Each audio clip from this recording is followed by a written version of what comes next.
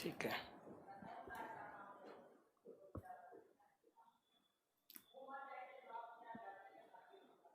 ये सब ठीक कीजिए, कैसे होगा?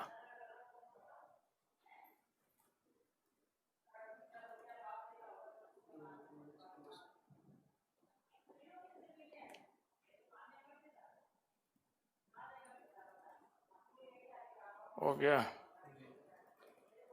अब कैसे कैसे इरेजर से मिटा दें? ठीक है, ठीक है।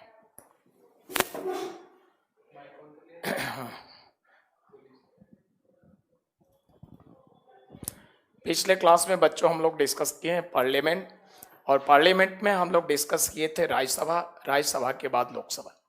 राज्यसभा के लिए मैंने बताया था कि राज्यसभा परमानेंट हाउस है, स्थायी सदन है, अर्थात इसके मेंबर इनडायरेक्ट इलेक्टेड होते हैं। कैसे? पब्लिक इलेक्ट करती है स्टेट के एमएलए को, और एमएलए इलेक्ट करते हैं मेंबर्स ऑफ राज्यसभा। यानी राज्यसभा के मेंबर के इलेक्शन में पब्लिक का पार्टिसिपेशन होता है, बट डायरेक्ट नहीं होता है, इनडायरेक्ट होता है। यानी पब्लिक राज्यसभा के मेंबर के इलेक्शन में पार्टिसिपेट करती है एमएलए के थ्रू, इसलिए राज्यसभा के मेंबर का इलेक्शन को बोला जाता है इनडायरेक्ट इलेक्शन। और दूसरी चीज मैंने बताया था कि राज्यसभा के मेंबर्स की जो इलेक्शन की व्यवस्था दी गई है, मैंने बताया कि राज्यसभा जो सेटअप होता है इसमें 233 मेंबर आज के डेट में इलेक्टेड होते हैं और 12 मेंबर नॉमिनेटेड होते हैं। 12 जो नॉमिनेटेड होते हैं वह भी कुछ विशेष फील्ड से आते हैं, यानी literature, science, art and social service, इन 4 क्षेत्रों से वह इलेक्ट होकर आते हैं। तो इस प्रकार से देखा जाए, ये 12 मेंबर नॉमिनेट होते हैं बाई प्रेसिडेंट, जो 4 क्षेत्रों से गवर्नमेंट के द्वारा रिकमेंड होते हैं, राष्ट्रपति का सिग्नेचर। यानी रियली नॉमिनेट करने का पावर सरकार गवर्नमेंट को है, राष्ट्रपति फॉर्मल सिग्नेचर करते हैं। तो 4 क्षेत्रों से साहित्य, विज्ञान, कला, समाज सेवा। और मैंने बताया था कि आपसे कमीशन पूछता है कि सचिन तेंदुलकर जी का नॉमिनेशन किस क्षेत्र से हुआ, तो मैंने बताया था आपका सही जवाब होगा क्या? Social service. कमीशन क्वेश्चन पूछ चुका है, उसमें ऑप्शन दिया है art, social service, sport, none of this. तो आपका सही जवाब सोशल सर्विस। और मनमोहन सिंह के शासन में इनका नॉमिनेशन हुआ, तेंदुलकर जी का, तो मनमोहन सरकार ने सोशल सर्विस के बेसिस पर रिकमेंड किया, प्रेसिडेंट का सिग्नेचर हुआ और सोशल सर्विस के बेसिस पर नॉमिनेटेड हो गए। तो इस प्रकार से देखा जाए, ये व्यवस्था है राज्यसभा के लिए, यानी राज्यसभा परमानेंट हाउस है। राज्यसभा के member each after 2 year retired होते हैं। तो राज्यसभा के मेंबर रिटायर्ड होते हैं ईच आफ्टर 2 ईयर। हर 2 वर्ष पर राज्यसभा के मेंबर, हर 2 वर्ष पर राज्यसभा के मेंबर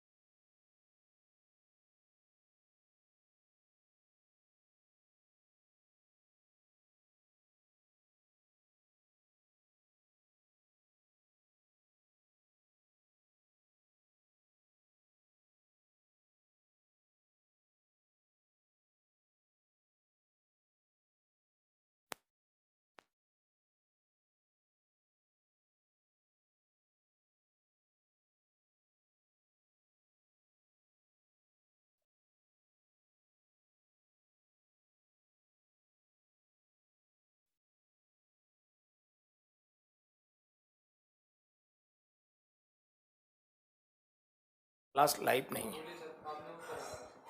अच्छा अच्छा, आप ही गए थे तो कर। हाँ, अब बताइए बच्चों कैसा है, आवाज आ रहा है? आवाज आ रहा होगा। अगर आवाज आ रहा हो तो यस बोलिए। अब तो आवाज आ रहा होगा।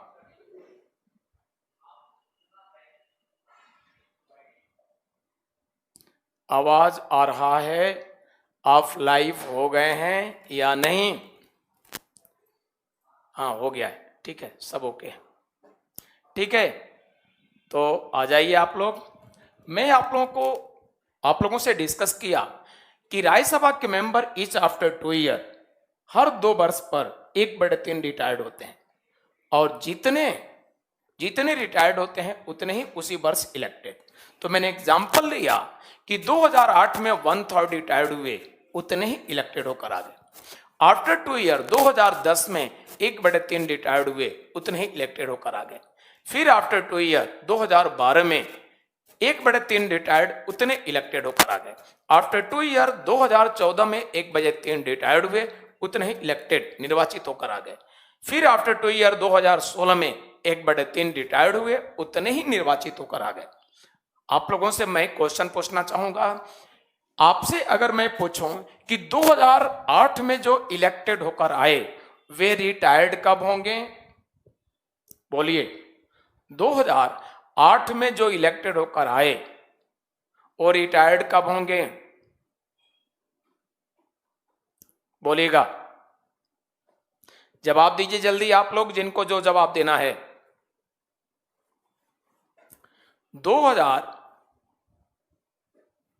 2008 में जो इलेक्टेड होकर राज्यसभा के मेंबर आए वो रिटायर्ड किस वर्ष होंगे?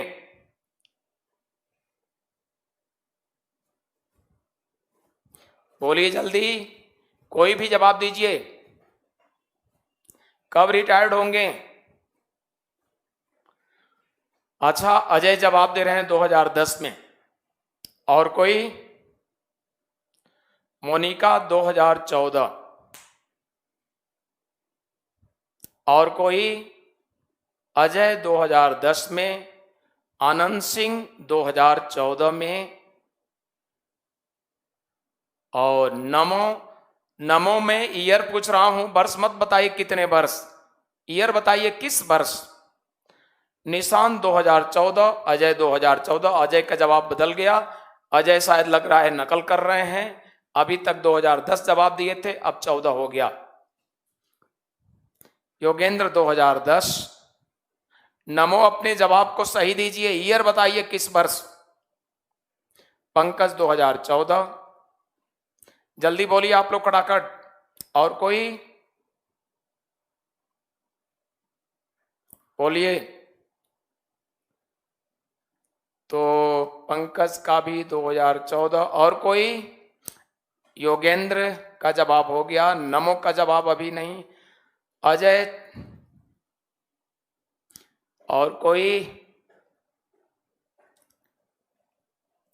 अजीत 2014, रवि 2014। Very good. चलिए, एक दो लोग ही कंफ्यूज देख रहे हैं, बाकी सभी लोग सही जवाब दे रहे हैं। आनंद ने जवाब दिया है राज्यसभा के मेंबर के टर्म 6 इयर्स का होता है, तो 2014 में। Very good. तो अजय क्या लिख रहे हैं भाई? आर्टिकल 81 से होगा, ये आर्टिकल मैं पूछ रहा हूं। अजय, जो क्वेश्चन पूछा जाए उसको जवाब दीजिए। आपसे कोई नमक मांगता है और चीनी लाकर देखिए, तो वो व्यक्ति क्या सेटिस्फाई होगा? क्वेश्चन मेरा है किस वर्ष रिटायर्ड होंगे, आप आर्टिकल की बात कर रहे हैं, आर्टिकल मैंने पूछा ही नहीं। तो अजय, ये अच्छी बात नहीं है। जवाब देने का तरीका अजय ये होगा कि जो आपसे पूछा जाए बस उस क्वेश्चन का जवाब दीजिए, मैंने आर्टिकल नहीं पूछा।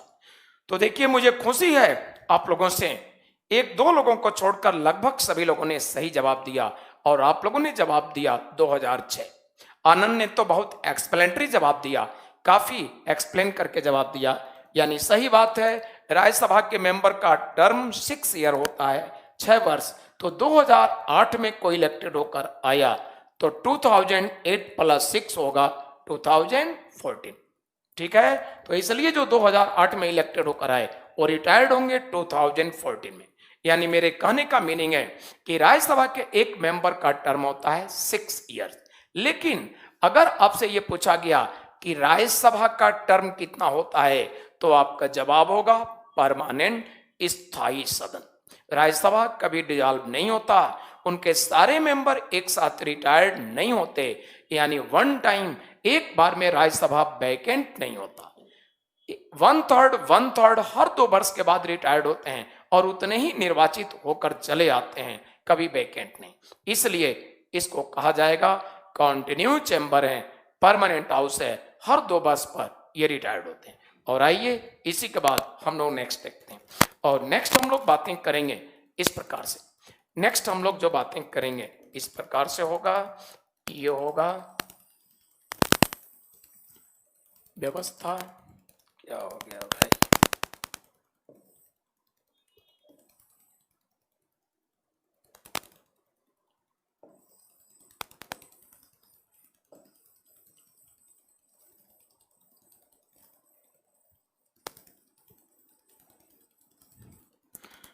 तो इस प्रकार से देखा जाए, राज्यसभा का टर्म अगर पूछा गया तो परमानेंट, राज्यसभा के एक सदस्य का टर्म पूछा गया तो आपका जवाब कितना होगा? 6 year.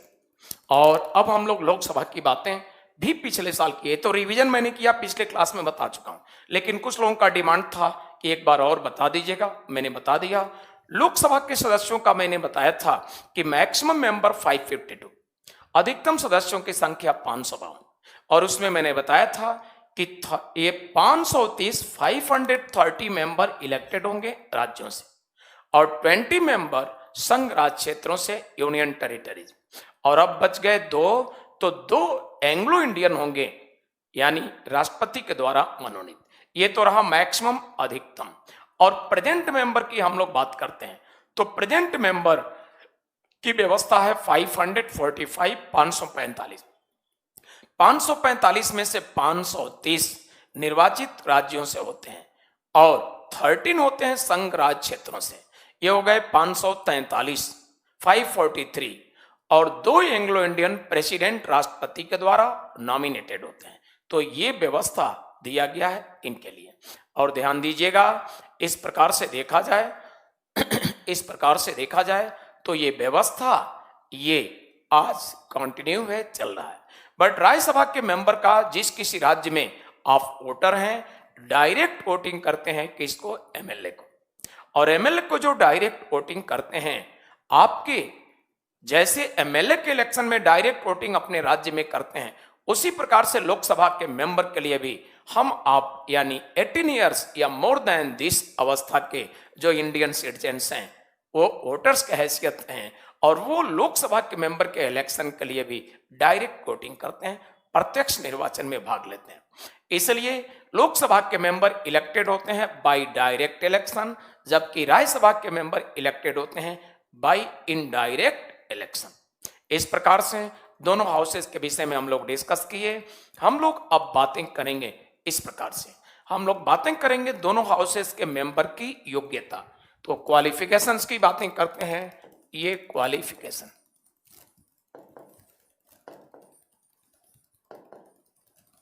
Qualifications of members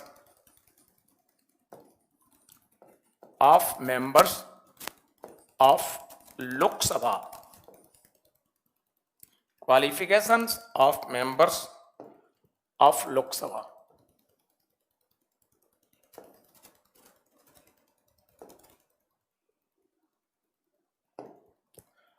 of Lok Sabha,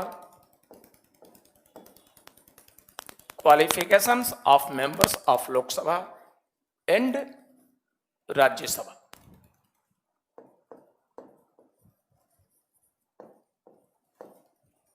and Rajya Sabha. तो लोकसभा और राज्यसभा के सदस्यों की योग्यताएं। नंबर फर्स्ट, राज्यसभा और लोकसभा के सदस्यों की योग्यताओं की बात किया जाए तो नंबर फर्स्ट यहां दिया गया है, ये मिनिमम एज कंप्लीट होना चाहिए। ये मिनिमम एज कंप्लीट होना चाहिए। Minimum age should be completed 30 years और ये किसके लिए? For members of Rajya Sabha.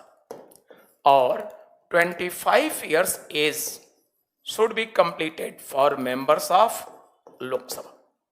तो राज्यसभा के सदस्य के लिए इनसे पहले भी हम लोग योग्यता की बात करें तो ये होगा और ये होगा। इनसे पहले सबसे पहले योग्यता में ये बोलना जरूरी है, सबसे पहले योग्यता में ये बोलना जरूरी है।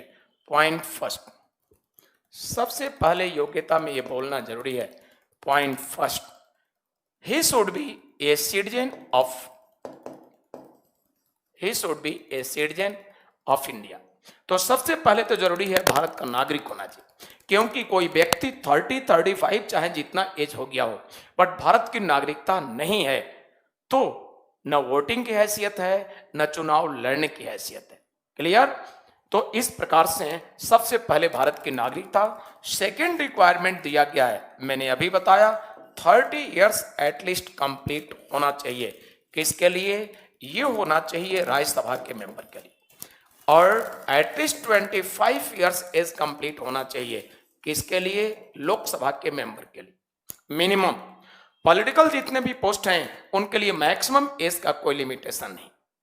तो पॉलिटिकल जो भी पोस्ट हैं उनके लिए मिनिमम एज की व्यवस्था नहीं, यानी न्यूनतम जो उम्र है उनके लिए व्यवस्था नहीं। तो पॉलिटिकल राजनीतिक जितने भी पोस्ट हैं उनके लिए मिनिमम एज न्यूनतम की व्यवस्था नहीं दी गई है। आइए देखा जाए हम लोग नेक्स्ट। तो मिनिमम की जो व्यवस्था दी गई है वो इतना, मैक्सिमम का कोई लिमिटेशन नहीं। 30, 32, 35, 80, 95 ईयर्स जितना भी मैक्सिमम एज हो कोई बात नहीं, बट 25 से कम होगा तो लोकसभा के मेंबर्स के चुनाव लड़ने के योग्य नहीं, और 30 से कम होगा तब भी चुनाव लड़ने के योग्य नहीं। आप स्टूडेंट जानते होंगे, आप फॉर्म फिलअप करते हैं तो आपके मिनिमम एज क्या होता है डिसाइड है पोस्ट के अकॉर्डिंग। आईएएस है, सीजीएल है, एलडीसी कोई भी। और इसी प्रकार से देखा जाए तो मैक्सिमम एज भी, उस मैक्सिमम एज को कंप्लीट कर लिए हैं तो माना जाएगा आपका एज ओवर है, आपका फॉर्म कैंसिल हो जाएगा, फॉर्म फिलअप नहीं कर पाएंगे। इसी तरह से सिलेक्टेड भी हो गए तो नौकरी से आपके रिटायर्ड होने के लिए भी मैक्सिमम एज है। बट पॉलिटिकल पोस्ट के लिए हमारे कॉन्स्टिट्यूशन में प्रधानमंत्री हो, मुख्यमंत्री, कोई मंत्री हो, MLA, Lok Sabha member, Rajya Sabha member कोई भी हो, इनके रिटायर्ड होने का कोई मैक्सिमम एज नहीं। तो यहां पर देखेंगे मिनिमम एज सिर्फ है, मैक्सिमम नहीं। आपके लिए मिनिमम भी डिसाइड है और मैक्सिमम भी। इसी प्रकार से देखा जाए थर्ड, तो थर्ड पॉइंट होगा नो एनी प्रॉफिट पोस्ट।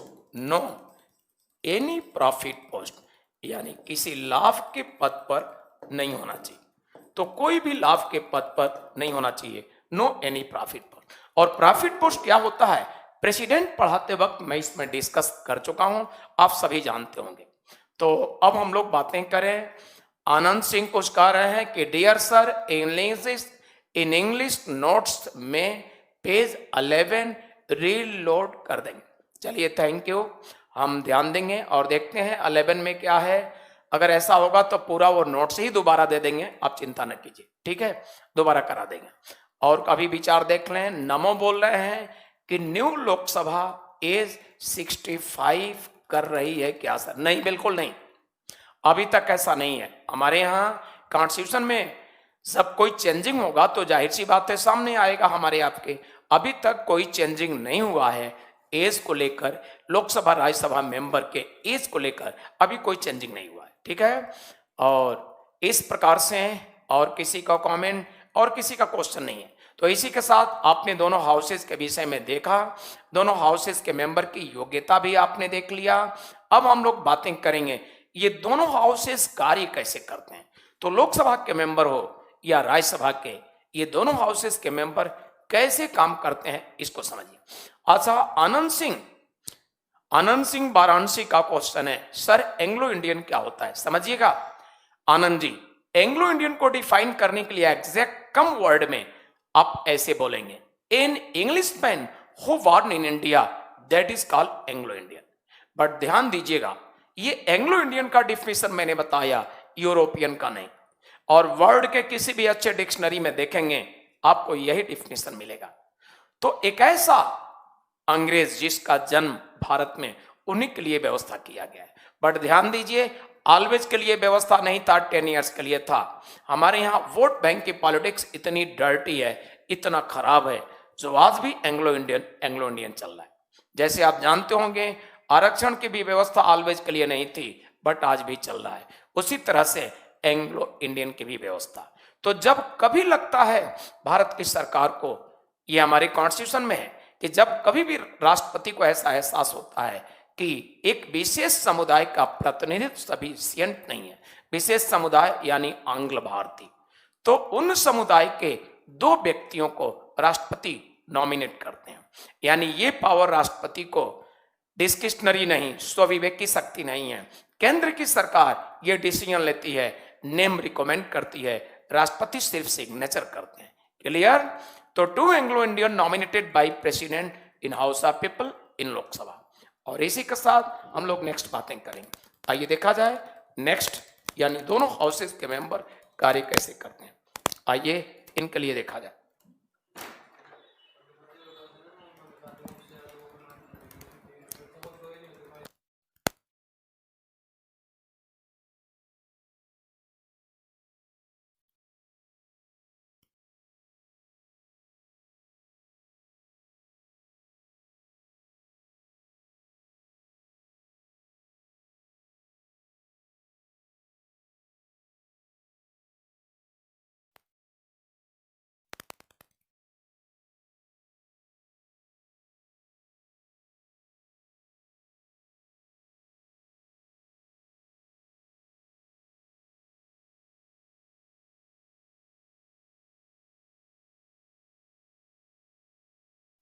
तो आइए अब हम लोग बातें करेंगे ये हाउसेस काम कैसे करते हैं।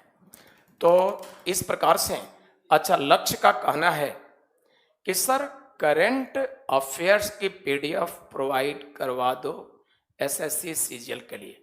ठीक है, उसका भी हम प्रयास करेंगे करवा देने का। क्लास से निकलने के बाद उसको भी देखते हैं और संभव है करवा दिया जाएगा। हम लोग नेक्स्ट चलते हैं और नेक्स्ट हम लोग बातें करेंगे, ये होगा सबसे पहले कोरम।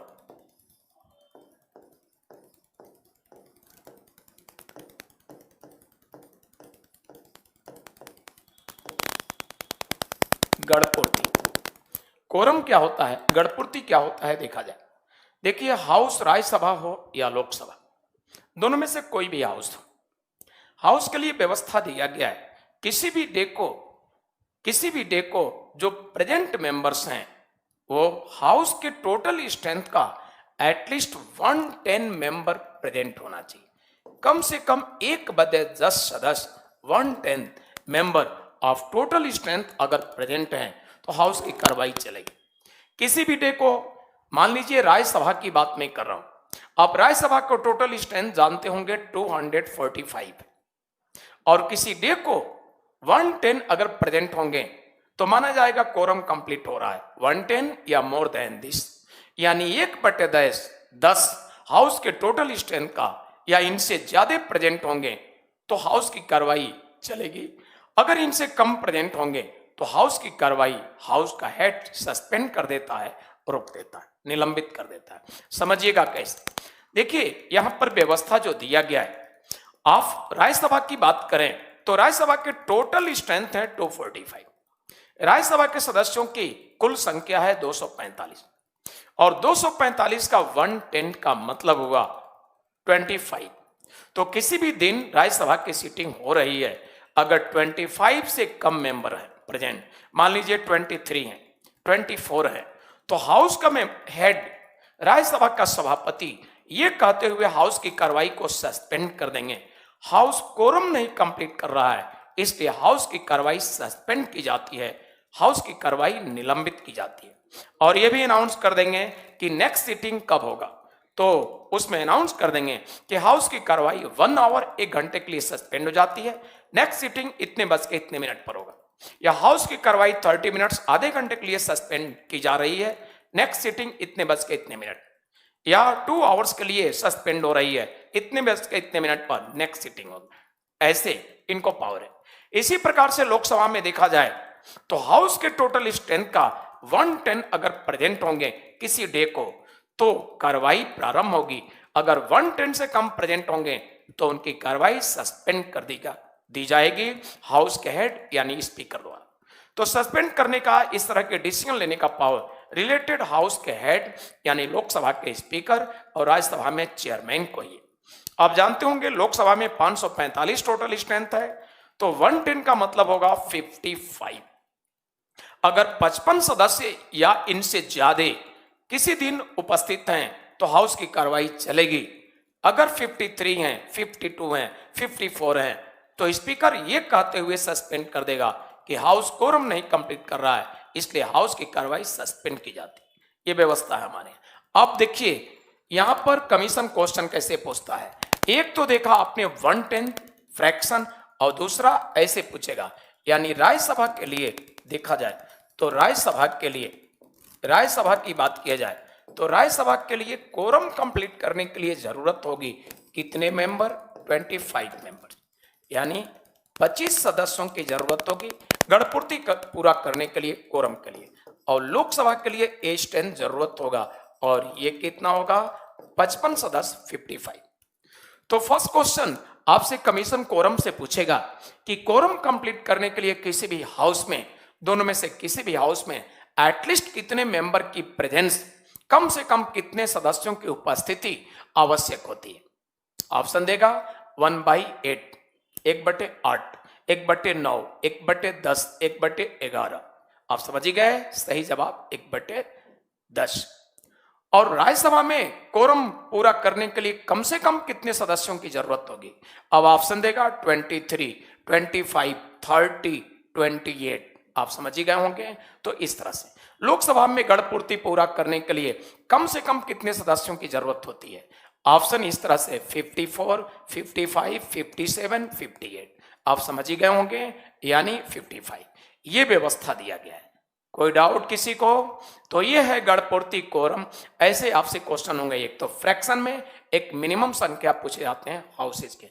इसी के साथ अब ये कोरम से संबंधित आप क्वेश्चन कर लेंगे। हम लोग नेक्स्ट देखते हैं और नेक्स्ट हम लोग बातें करेंगे, ये होगा कोरम के बाद हम लोग बातें करेंगे टाइप्स ऑफ सेशन। तो ये होगा, ये होगा टाइप्स ऑफ सेशन।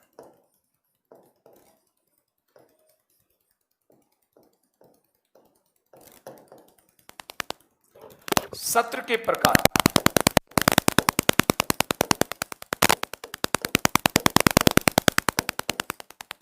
सत्र के प्रकार, टाइप्स ऑफ सेशन, सत्र के प्रकार। और फर्स्ट टाइप का सेशन होगा, इसको आप बोलते हैं बजट सत्र, यानी बजट सेशन। ये होगा बजट सेशन। और बजट सेशन आपके यहां चलता है इंडिया में, ये समय है फरवरी टू मई, ये बजट सेशन। और सेकेंड सेशन होता है, ये होता है मानसून सेशन, मानसून सत्र यानी मानसून सेशन। और ये चलता है जुलाई से लेकर सितंबर तक। और नेक्स्ट होता है, ये है शीतकालीन सत्र,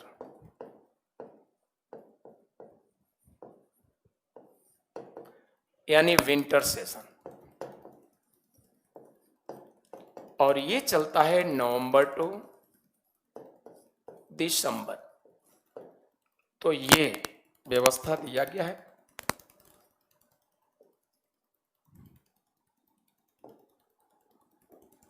तो ये है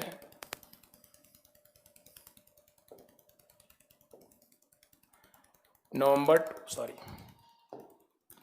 ये होगा नवंबर टू दिसंबर। ये इतने सेशन है। तो फर्स्ट सेशन आपसे कमीशन क्वेश्चन करेगा कि बजट सेशन चलता है, ऑप्शन देगा फरवरी से लेकर मार्च तक। नेक्स्ट देगा इस प्रकार से, देगा मार्च से लेकर जुलाई तक। नेक्स्ट देगा, ये देगा फरवरी से लेकर के जून तक। Next none of this. तो आप समझ ही गए होंगे बजट सेशन का ड्यूरेशन कब से कब तक है, ये कमीशन क्वेश्चन करता है। और इस प्रकार से सेशन कितने होते हैं, इस पर भी क्वेश्चन एसएससी कमीशन पूछ चुका है। तो ऑप्शन देगा 2, 3, 4। आप समझ ही गए होंगे।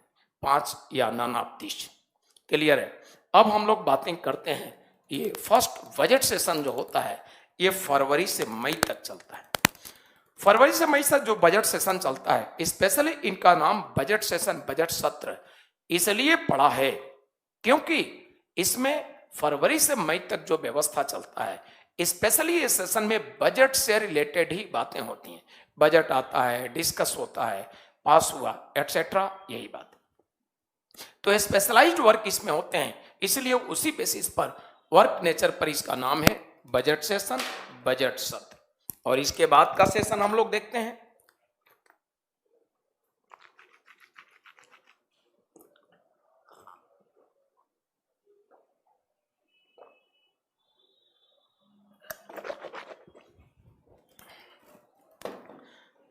तो इसके बाद का सेशन जो है ये आपने देखा मानसून सेशन। दरअसल इस सेशन में जनरलाइज वर्क होते हैं, स्पेशलाइज कुछ भी नहीं। बट क्लाइमेट के हिसाब से आप जानते होंगे जुलाई से सितंबर का जो समय है ये कैसा सीजन है, ये रेनी का सीजन, इसलिए उसी बेसिस पर ये नाम पड़ा है रेनी सेशन या वर्षाकालीन सत्र, या आप ये कहेंगे मानसून सेशन। मानसून आया, बरसात हुआ, क्लाइमेट के हिसाब से नाम है। नवंबर दिसंबर में भी कुछ स्पेशलाइज नहीं है, कोई स्पेशलाइज वर्क नहीं। बिल आया, डिस्कस हुआ, प्रपोजल कोई आया, डिस्कस हुआ, बस चल रहा है। तो इस तरह से क्लाइमेट के हिसाब से भी इसका नाम है, यानी नवंबर से लेकर दिसंबर का जो समय है जनरली हमारे कंट्री में विंटर का सीजन होता है, इसलिए सेशन का नाम है विंटर सेशन। और ध्यान दीजिए, आप यहां देखेंगे फर्स्ट सेशन बजट सेशन जो फरवरी में शुरू हुआ मई में एंड हो गया, और मई में जो एंड हुआ जस्ट आफ्टर न्यू सेशन कब शुरू हुआ, आपका जवाब होगा जुलाई में। तो बताइए, मई में एंड हुआ, जुलाई में शुरू हुआ, यानी मई और जुलाई के बिटवीन, मई जुलाई के बिटवीन कौन सा मंथ है, आपका जवाब होगा जून। यानी जून में कोई सेशन फॉर्मली औपचारिक रूप से नहीं है, बट जून के महीने में ही गवर्नमेंट को जरूरत पड़ती है सेशन कॉल करना, तो गवर्नमेंट ऑथराइज है सेशन कॉल कर ले। लेकिन इस सेशन को जोड़कर सेशन 4 नहीं बोलेंगे, इस सेशन को बोलेंगे स्पेशल सेशन, विशेष सत्र। इसलिए सेशन 3 ही बोलेंगे, ये फॉर्मल सेशन जो है इसी को बोलेंगे, ये है स्पेशल सेशन, विशेष सत्र। नेक्स्ट देखिए, सितंबर में सेकेंड सेशन का एंड हुआ और शुरुआत कब हुआ, नवंबर। तो सितंबर नवंबर के बिटवीन कौन सा मंथ है, अक्टूबर। अक्टूबर भी हॉलीडे है, छुट्टी है, सेशन नहीं चलता, तो इसलिए ये अक्टूबर के महीने को भी आप बोलेंगे स्पेशल सेशन, विशेष सत्र। और इसी के बाद दिसंबर में जब इसका एंड हुआ तो न्यू सेशन शुरू हुआ, बजट सेशन, और ये बजट सेशन शुरू हुआ फरवरी। यानी दिसंबर और फरवरी के बिटवीन बताइए कौन सा मंथ है, तो आपका जवाब होगा जनवरी। तो जनवरी में भी कोई सेशन नहीं, हॉलीडे है, यानी जनवरी भी क्या है, स्पेशल सेशन। तो पूरे वर्ष में संभव है एक भी सेशन गवर्नमेंट स्पेशली कॉल नहीं किया, ऐसा भी संभव है एक कॉल किया, 2-3 कॉल किया, जैसा भी। इसलिए उनको जोड़ करके सेशन की संख्या नहीं बढ़ाएंगे। सेशन आपसे पूछा गया कितने होते हैं, तो जवाब 3 ही संभव है। स्पेशल सेशन पूरे वर्ष में एक आया, 2, 3 या एक भी नहीं आया, बट फॉर्मल तो चलेगा। आप समझ गए होंगे। इस प्रकार से आपसे सीडीएस में यूपीएससी ऐसे भी पूछा है, इनमें से कौन सा मंथ है जो हॉलीडे होते हैं, सेशन फॉर्मली नहीं चलते हैं। अब आपके पास जवाब है, सभी पर मैंने चर्चा किया, जैसे जुलाई, अक्टूबर, जनवरी, इनमें से कोई एक ऑप्शन होगा।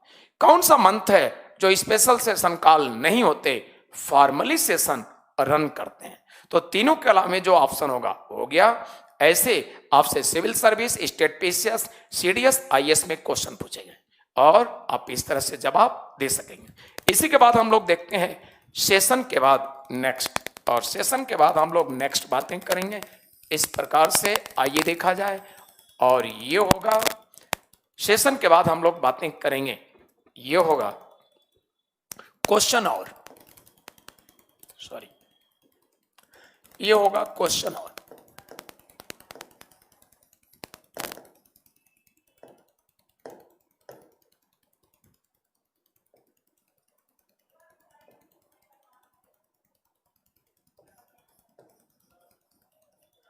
क्वेश्चन और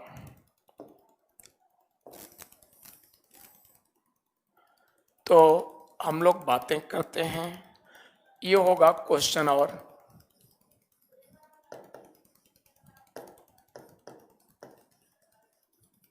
यानी प्रश्नकाल।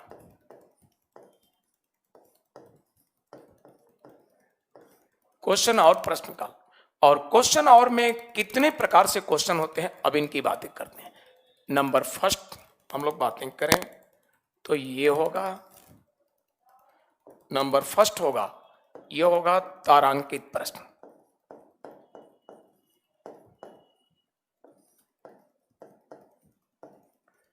यानी number first start question.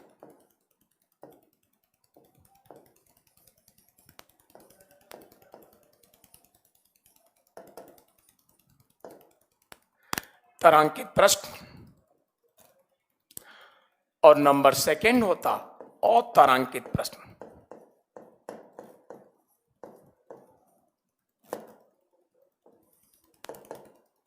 On start question.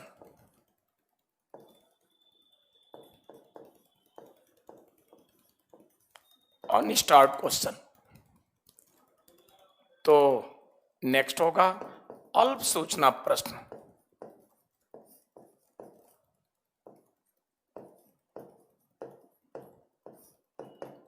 Short notice question.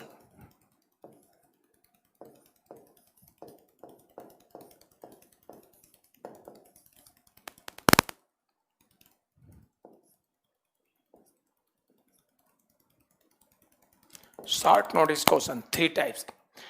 देखिए क्वेश्चन तारांकित या तारांकित प्रश्न कैसे पूछे आते हैं इनकी बात करेंगे, लेकिन सबसे पहले मैं आप लोगों को बता दूं कि ये क्वेश्चन और का जो समय है परंपरागत दोनों हाउसेज में आ रहा था इस प्रकार से। लोकसभा में परंपरागत था, ये लोकसभा के लिए व्यवस्था था इस प्रकार से। तो लोकसभा के लिए क्वेश्चन और का समय परंपरागत चल रहा था और ये 11 से लेकर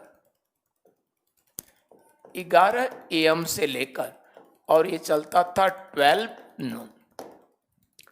राज्यसभा में भी यही व्यवस्था था, तो ये राज्यसभा में भी यही, लेकिन हामिद अंसारी जी के समय में ये टाइम बदल गया और हामिद अंसारी जी ने टाइम बदल दिया। राज्यसभा के चेयरमैन हामिद अंसारी जी इसका टाइम कर दिए 12 नून से लेकर और ये चलने लगा 1 PM।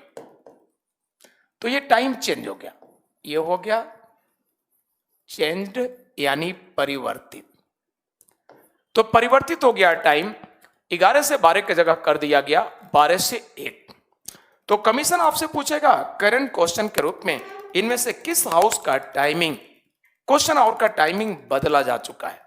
ऑप्शन देगा सिर्फ लोकसभा में, सिर्फ राज्यसभा में, इन बोथ हाउसेज दोनों सदनों में, नन ऑफ दिस। आपका जवाब क्या होगा? सिर्फ राज्यसभा में। ये टाइम आज भी परंपरागत चल रहा है लोकसभा में, लोकसभा में ये टाइम बदला नहीं गया है।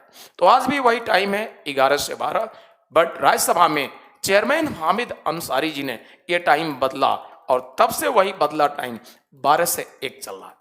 अब क्वेश्चन आवर में हम लोग बातें करेंगे क्वेश्चन पूछे कैसे जाते हैं।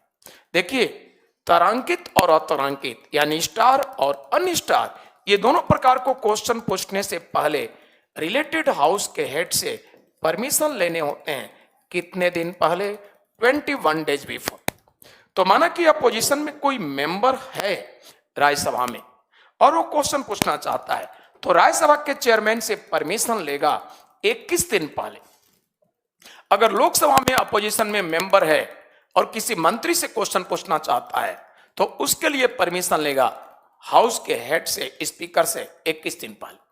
परमिशन मिल गया तो उस 21वें दिन उसको मंत्री जी जवाब देंगे हाउस में खड़े होकर। परमिशन नहीं मिला तो कोई चर्चा, कोई जवाब नहीं। आइए देखते हैं। तो इस तरह की व्यवस्था दी गई है इनके लिए क्वेश्चन पूछने का। तो स्टार क्वेश्चन अन स्टार दोनों में डिफरेंस समझिए।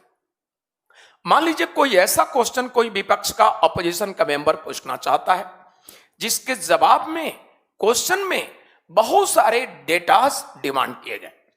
बहुत डिटेल आंकड़े डिमांड किए हैं, इतना डिटेल डेटा जिसको लर्न करके बोलना संभव नहीं। तो इसलिए हाउस के हेड उसको डिसाइड करते हैं किस रूप में, अनस्टार क्वेश्चन, हिंदी में कहेंगे अतारांकित प्रश्न। यानी इनके क्वेश्चन, ऐसे क्वेश्चन के जवाब रिलेटेड मिनिस्टर जो देंगे वो कैसा जवाब देंगे, इनके जवाब मिलेगा रिटन। तो इनके जवाब मिलेगा कैसा, रिटन। यानी इनका जवाब संबंधित मंत्री देंगे रिटन, लिखित। तो लिखित इनका जवाब मिलेगा, इनका जवाब जो होगा वो लिखित मिलेगा। और प्रिंटेड जवाब मिल गया सभी मेंबर के टेबल पर, सभी मेंबर के टेबल पर जवाब हो गया और दोबारा नहीं बोलना है, जो जवाब रिटन आ गया उसको पढ़ करके समझ लेना है, बस ये व्यवस्था दे दिया गया। तो इस प्रकार से हम देखें ये जवाब मिल गया अनस्टार क्वेश्चन का। बट कोई ऐसा क्वेश्चन है जिसके जवाब इजीली ओरली दिए जा सकते हैं, आसानी से मौखिक इनके जवाब दिए जा सकते हैं। तो ऐसे परिस्थिति में जो आसानी से मौखिक दिए जा सकते हैं, तो ऐसे परिस्थिति में हाउस का हेड इसको डिसाइड करेगा स्टार क्वेश्चन के रूप में। स्टार क्वेश्चन एक ऐसा क्वेश्चन है जब हाउस का हेड इस रूप में डिसाइड किया तो उस पर अपना सिग्नेचर कर दिया और स्टार का सील उस पर लग जाता है। स्टार तारा आप जानते होंगे, तो स्टार का जैसे सील लग गया उस क्वेश्चन का नाम होगा स्टार क्वेश्चन, तारांकित प्रश्न। और जिस पर स्टार का सील नहीं लगा उसको कहते हैं अनस्टार और तारांकित।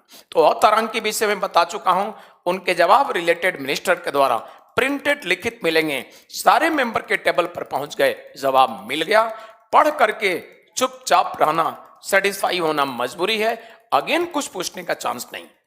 बट स्टार क्वेश्चन में रिलेटेड मिनिस्टर के द्वारा जो जवाब दिए जाते हैं वो जवाब ओरली होता है, मौखिक होता है। और मंत्री जी के दिए गए जवाब से अगर प्रश्न पूछने वाला सेटिस्फाई नहीं है, प्रश्न पूछने वाला संतुष्ट नहीं है, तो अगेन वो क्वेश्चन कर सकता है, जिस क्वेश्चन को कहते हैं, जिस क्वेश्चन को कहेंगे अनुपूरक प्रश्न, सप्लीमेंट्री क्वेश्चन। तो इस प्रकार से स्टार क्वेश्चन, तारांकित प्रश्न में अगेन प्रश्न पूछने का चांस है, इसको सप्लीमेंट्री क्वेश्चन कहेंगे, अनुपूरक प्रश्न कहेंगे। ये दोनों क्वेश्चन का जवाब हो गया। आपने देखा कमीशन आपसे क्वेश्चन करेगा, इनमें से कौन सा क्वेश्चन है जिसमें मौखिक ओरल जवाब दिए जाते हैं, या कौन सा क्वेश्चन है जिसमें सप्लीमेंट्री क्वेश्चन पूछने के चांस हैं। आपका जवाब होगा स्टार क्वेश्चन। इनमें से कौन सा क्वेश्चन है जिनके जवाब रिटन दिए जाते हैं, जवाब आपका हो गया अनस्टार। इन दोनों के बाद एक क्वेश्चन है, अब उनकी बातें करते हैं। यह है शॉर्ट नोटिस क्वेश्चन, अल्प सूचना प्रश्न। देखिए शॉर्ट नोटिस क्वेश्चन एक ऐसा क्वेश्चन है जिनको पूछने से पहले परमिशन लेने होते हैं हाउस के हेड से। कितने दिन पहले? 10 दिन पहले परमिशन लेने होते हैं। और इस प्रकार से 10 दिन पहले सूचना देकर जब परमिशन लिए जाते हैं, जब 10 दिन पहले सूचना देकर परमिशन, अनुमति लिए जाते हैं, तो अब इनका भी जवाब रिलेटेड मिनिस्टर देंगे। तो रिलेटेड मिनिस्टर जब इनका जवाब देंगे तो इनके भी जवाब रिलेटेड मिनिस्टर ओरली देंगे, मौखिक देंगे। अब आप लोग बताइएगा, चूंकि मंत्री जी खड़ा होकर सभी सदस्यों के सामने मौखिक जवाब दे रहे हैं, तो क्या सप्लीमेंट्री क्वेश्चन पूछने का चांस होगा? आप लोगों का जवाब होना चाहिए बिल्कुल। तो यहां भी वो मेंबर खड़ा होकर अगर उनके जवाब से सेटिस्फाई नहीं है तो अगेन क्वेश्चन करेगा, that is called supplementary question. आप हिंदी में बोलेंगे अनुपूरक प्रश्न, इसी को कहते हैं, और मंत्री जवाब देंगे। फॉर एग्जाम्पल, उदाहरण से समझिए, मान लीजिए एचआरडी मिनिस्टर हैं, वो जवाब दे रहे हैं। तो प्रॉब्लम हमारे यहाँ क्या है, हायर एजुकेशन में विभिन्न यूनिवर्सिटीज में सेशन सपोज कर लीजिए डिले करके चल रहे हैं। 3 इयर्स की डिग्री कोर्स आपको 4 इयर्स में कंप्लीट हो रहा है। पीजी पोस्ट ग्रेजुएशन की डिग्री 2 इयर्स का 3 इयर्स में। आप साइंस के स्टूडेंट हैं, आपको लेबोरेटरी में प्रैक्टिकल नहीं करा जा रहा है, लैब में इंस्ट्रूमेंट है ही नहीं, बहुत सारे प्रॉब्लम है। फी यूनिवर्सिटी के बढ़ा दिए गए, एग्जाम टाइम से नहीं हो रहा है, क्लासेस सफर कर रहे हैं, प्रोफेसर आते ही नहीं है, बहुत समस्याएं। तो इनसे संबंधित कोई क्वेश्चन पूछा, मंत्री जवाब दे रहे हैं। और मंत्री जी ने अपने जवाब में बताया कि 1 वर्ष पहले हमारी सरकार हायर एजुकेशन की प्रॉब्लम जो थी सॉल्व कर चुकी है। लेकिन जिसने भी मेंबर क्वेश्चन पूछा वो 15 दिन पहले की सच्चाई पता किया है, विभिन्न यूनिवर्सिटी में सच्चाई जाकर पता किया और उसको कैमरे में कैद किया, उसका वीडियो तैयार कर लिया। तो जैसे मंत्री जी जवाब दे रहे हैं तुरंत उसने अगेन क्वेश्चन किया, जिसको कहेंगे सप्लीमेंट्री क्वेश्चन, अनुपूरक प्रश्न। उसने यही बोला कि माननीय मंत्री जी, मैं आपके जवाब से सहमत नहीं हूं, मेरे पास 15 दिन का डेटा है। JNU, DU, Calcutta university, Allahabad university, Gorakhpur university, अनेक यूनिवर्सिटी का डेटा उसने दिखा दिया। तो ये जो अगेन क्वेश्चन किया, इस क्वेश्चन को कहेंगे सप्लीमेंट्री क्वेश्चन, अनुपूरक प्रश्न। तो ये सप्लीमेंट्री क्वेश्चन की संभावना स्टार क्वेश्चन, तारांकित प्रश्न में है और शॉर्ट नोटिस क्वेश्चन में। तो शॉर्ट नोटिस क्वेश्चन में ऐसे ही क्वेश्चन पूछे जाते हैं जिसका जवाब लंबा डिले करना उचित नहीं है, ऐसे ही क्वेश्चन। तो इसलिए इसके परमिशन का समय 21 दिन नहीं 10 दिन है। अब बताइए जीवन के लिए सबसे जरूरी क्या है? आप कहेंगे सिक्योरिटी, सुरक्षा, जीवन के लिए। तो मान लीजिए कोई ऐसा मैटर है सुरक्षा इत्यादि से, तो इसलिए उनके लिए 21 दिन नहीं 10 दिन पहले सूचना देकर। फॉर एग्जाम्पल, मान लीजिए आपके कंट्री में ट्रेन एक्सीडेंट खूब हो रहा है, काफी लोग मारे गए विभिन्न एक्सीडेंट में, और रेलवे मिनिस्ट्री कोई एक्शन मजबूत नहीं ले रही है, यानी एक्सीडेंट की सिलसिला चल रहा है, और उसमें अपोजिशन का कोई मेंबर क्वेश्चन पूछा तो रेल मंत्री जवाब दे रहे हैं। जाहिर सी बात है सिक्योरिटी का मतलब है जीवन सुरक्षा का मैटर है, इसलिए 10 दिन पहले परमिशन लेकर इसमें क्वेश्चन पूछे जा सकेंगे, लंबा समय नहीं। आइए कुछ लोगों का विचार में देख लो। परवेश कुमार गौतम लिख रहे हैं कि सर जी बहुत अच्छा, मजा आ गया। थैंक यू परवेश, समझ में बस आना चाहिए, यही मैं भी चाहूंगा। सर आप डीपली एक्सप्लेन, थैंक यू। चलिए, और कोई डाउट यहां से क्वेश्चन और से? मैं क्वेश्चन आप सुना दूं, आपसे क्या पूछे जाएंगे। नंबर फर्स्ट क्वेश्चन कि क्वेश्चन और का ड्यूरेशन बदला जा चुका है किस हाउस में, ये करंट क्वेश्चन पूछेगा। जो इनके ये वेंकैया नायडू जिससे पहले जो चेयरमैन थे राज्यसभा के, उन्होंने टाइम बदला, लगभग 1 वर्ष कुछ महीने ही हो रहे हैं, तो करंट क्वेश्चन में पूछ सकता है। ये चेंजिंग लोकसभा में नहीं है, आज भी पुरानी व्यवस्था। कितने प्रकार से क्वेश्चन जवाब हो गया, और किस तरह के क्वेश्चन में रिटन जवाब दिए जाएंगे, आपके पास जवाब है यानी ऑन स्टार। किसमें रिटन जवाब मिलेंगे ये भी है। और शॉर्ट नोटिस क्वेश्चन के परमिशन लेने होते हैं, एसएससी कमीशन पूछ चुका है क्वेश्चन, ये सीपीओ में भी पूछा है। ऑप्शन दिया था 21 दिन पहले, 14 दिन पहले, 15 दिन पहले, ना 30। तो आप समझ ही गए होंगे कितने दिन पहले, मैं लिखा चुका हूं 10 दिन पहले। ठीक है, कौन सा क्वेश्चन है जिनके जवाब ओरल मौखिक नहीं मिलते हैं, रिटन मिलते हैं? जवाब है कौन सा क्वेश्चन जिसमें सप्लीमेंट्री क्वेश्चन के चांस ही नहीं है? आपका जवाब ऑन स्टार। तो जितने भी क्वेश्चन पूछेंगे, जितने कॉन्सेप्ट मैंने डिस्कस किया, इसके बाहर कोई क्वेश्चन नहीं होगा। आप PCS, CDS, CAPF, CGL, CPO किसी में भी जवाब दे सकते हैं। कोई डाउट हो पूछ सकते हैं। और इसी के साथ अब हम लोग बातें करेंगे नेक्स्ट।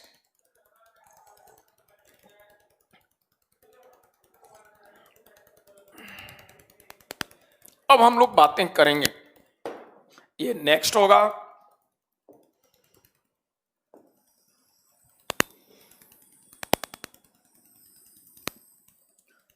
और नेक्स्ट हम लोग बातें करेंगे, ये होगा 0 आवर, सॉरी ये होगा 0 आवर।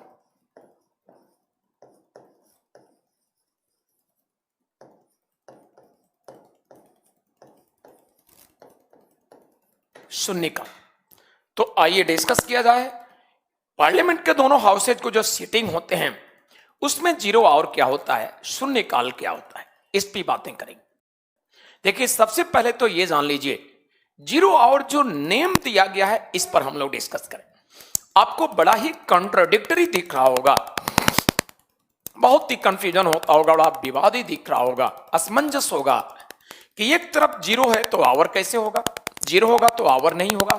अब जब आवर है तो 0 कैसे होगा, है ना? तो यहां पर देखिए सबसे पहले 0 आवर होने का कारण क्या है। नंबर फर्स्ट, ये 0 आवर व्यवस्था ओरिजिनली कॉन्स्टिट्यूशन में नहीं था। क्वेश्चन आवर का प्रोविजन ओरिजिनली कॉन्स्टिट्यूशन मूल संविधान की व्यवस्था है, बट 0 आवर ओरिजिनली कॉन्स्टिट्यूशन की व्यवस्था नहीं है। 0 आवर व्यवस्था इन 1962 आपके कंट्री में स्टार्ट हुआ। शून्यकाल की व्यवस्था भारत देश में 1962 में शुरू हुआ। तो ये जीरो आवर शून्यकाल स्टार्टेड इन 1962। तो शून्यकाल की व्यवस्था 1962 में हमारे भारत देश में शुरू हुआ। और नाम सुनिए, जीरो आवर शून्यकाल कॉन्ट्राडिक्टरी के।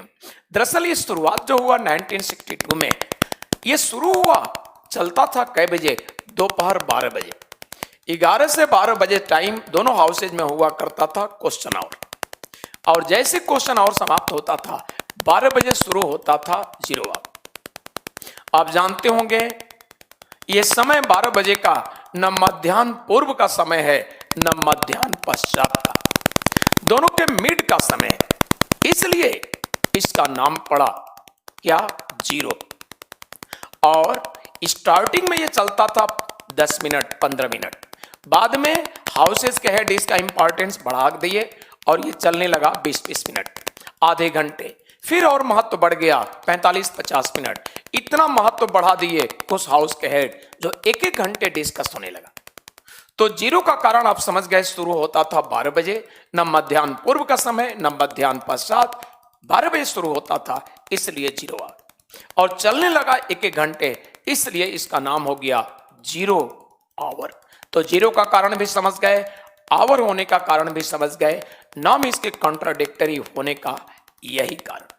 और मैंने अभी बताया कि दोनों हाउस में चलता था 11 से 12, तो जैसे 12 बजा दोनों हाउस में शुरू होता था जीरो आवर। तो लोकसभा में परंपरागत अभी भी वही समय है, यानी लोकसभा में इसका समय वही चलता है, लोकसभा में इसका समय वही है, अर्थात 12 बजे आफ्टरनून से लेकर ये चलता है 1 PM ये। और ये टाइम बदल चुका है। कहां पर ये टाइम बदला है? ये टाइम बदल चुका है राज्यसभा। मैंने अभी कुछ देर पहले बताया कि राज्यसभा में दोनों टाइम बदल गया, क्वेश्चन आवर जीरो आवर दोनों। तो राज्यसभा में ये बदल कर हो गया 11 बजे AM से लेकर, और ये चलता है 12 नून, और चेंज हो चुका है। तो यहां भी आपको लिखना होगा चेंज्ड, यानी परिवर्तित। बट राज्यसभा में कोई चेंजिंग नहीं, एज इट इज आ रहा है। तो इस प्रकार से देखा जाए, यहां भी आपसे कमीशन क्वेश्चन करेगा कि राज्यसभा का समय बदला जा चुका है, राज्यसभा का जीरो आवर का समय बदला जा चुका है, इसका बदला हुआ चेंजिंग टाइमिंग क्या है? अब टाइम देगा, आपका सही ऑप्शन होगा यही 11 से 12। अगर नहीं दिया है नन ऑफ दिस। तो इस प्रकार से देखा जाए तो ये टोनी स्टार क्वेश्चन दिए हैं कि जीरो आवर मैक्सिमम कितने दिन तक चलता है। ये टोनी जी दिन की बात कहां है, पर डे चलता है, जब बैठक होगा चलेगा। तो ये तो टेंशन ही ना रखिए, टाइम की बात कीजिए। डेली चलेगा, टाइम मैं बता चुका हूं, वो टाइम है, उस टाइम पर चलेगा डेली, अगर हॉलीडे नहीं है तो। ये टेंशन ही मत रखिए, डेली।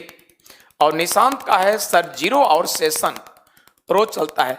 निशांत सबसे पहले तो ये दिमाग से डाउट निकालिए, zero hour is a not session, zero hour कोई सेशन नहीं है। यानी इस तरह से बोलेंगे तो हम बदनाम होंगे कि पॉलिटी पढ़ाते क्या है। अभी सेशन इसके पहले पढ़ा चुके हैं। आप जरा निशांत सोचिए, सबसे पहले सेशन क्यों पढ़ाए हैं? इसीलिए क्योंकि वो क्रम में पढ़ाने का सेशन से संबंधित टेंशन ना हो। सेशन एक दिन की बैठक को सेशन नहीं कहते हैं, वो ड्यूरेशन है। मैंने अभी बताया बजट सेशन चलता है फरवरी से मई, एक ड्यूरेशन है। और आप कह रहे हैं कि जीरो आवर सेशन कितने, आप अपने बातों में उलझ जा रहे। जब आवर कह रहे हैं जीरो आवर, तो सेशन कैसे होगा? सेशन 3 ही होते हैं। जीरो आवर एक सीटिंग की बात है, कितने समय चलता है? 1 घंटे। तो यहां टेंशन ही कहां है जो आपको टेंशन बन गया। आप लिखे हैं कि सर जीरो आवर सेशन रोज चलता है, तो सबसे पहले तो अपनी गलत ये शब्द हटा लीजिए, आप सेशन मत बोलिए, सिर्फ कहिए जीरो आवर। और पर डे टाइम फिक्स है, वो टाइम चलेगा। एवरी डे, हॉलीडे नहीं होना चाहिए, वर्किंग डे होना चाहिए। तो एवरी वर्किंग डे, हर कार्य दिवस में जीरो आवर और क्वेश्चन आवर चलता है। क्लियर? अगर सस्पेंड नहीं हुआ, मान लीजिए जीरो आवर के समय ही उपस्थिति कम रही, तो हाउस का हेड सस्पेंड कर देगा, नहीं चला। अब समझ गए होंगे? तो ये भी व्यवस्था है। और इसी के साथ आपके टेंशन सॉल्व हो गए। और 0 आवर मैक्सिमम कितने दिन के लिए, ये सब टोनी आप बहुत डाउटफुल है भाई। इसका मतलब क्लास में बैठ रहे हैं टोनी, हमारे पढ़ाने पर ध्यान नहीं है, क्योंकि ऐसे ऐसे बात आप दे रहे हैं जिससे लग रहा है कि हमारे बातों पर ध्यान नहीं दिए। आप ऊपर लिखे हैं कि 0 आवर मैक्सिमम कितने दिन तक के लिए चलता है।